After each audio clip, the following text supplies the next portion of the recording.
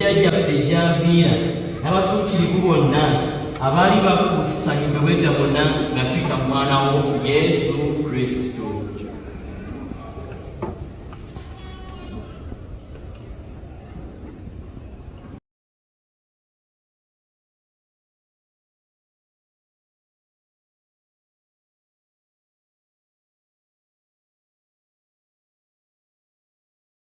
Joseph Jimmy, nabazannyi bakulu bange bonna baganda bange nammwe mwenna abazze kwolekera taata emirimu gyagimaze era agimaze bulungi era tumukubireko omugalo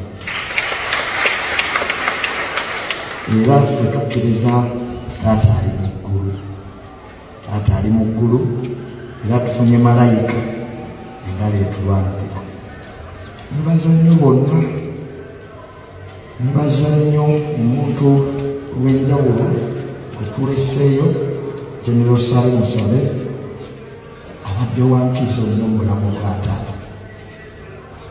Twagenda ne taata wa General yamugamba nti ffe tetusobola kuvaamu era tuli naawe. Nga General Sale tukwebaza bonna n'abalala bonna.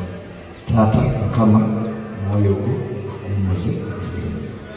Gilbert ye musawo tubadde tukolagana ffenna annyonnyola buli kamu taata we kabadde ayitamu. Then ne neeyongera okusaba nti bannamawulire abalina ebibooziboozi kino kiri omugenzi tumuwe respect kubanga ajjanjabiddwa famire ye yonna, bamaama babaddewo, abaana tubadde ffenna, ate ngera nsaba tusigale nga tukolagana famire. Abenga ne bw'aba taliiwo tusigale bumu. John, Gilbert n'abalala mwenna.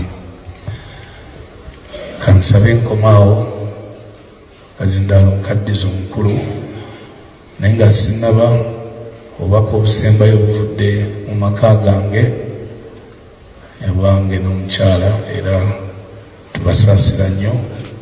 Ate era obubaka obulala ne buva ewa taata wange Mwami Bidandi Sali abadde mukwano gwe nnyo.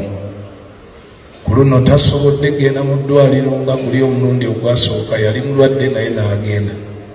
Naye kaakati ku luno yangambye nti asijja kusobola kubanga munafumu, naye nga obubaka obw'okusaasira buva ewa Mwami Jabir Bidandi Sali abuntumye mbubawe. Mwebale nnyo, mwebale ddala.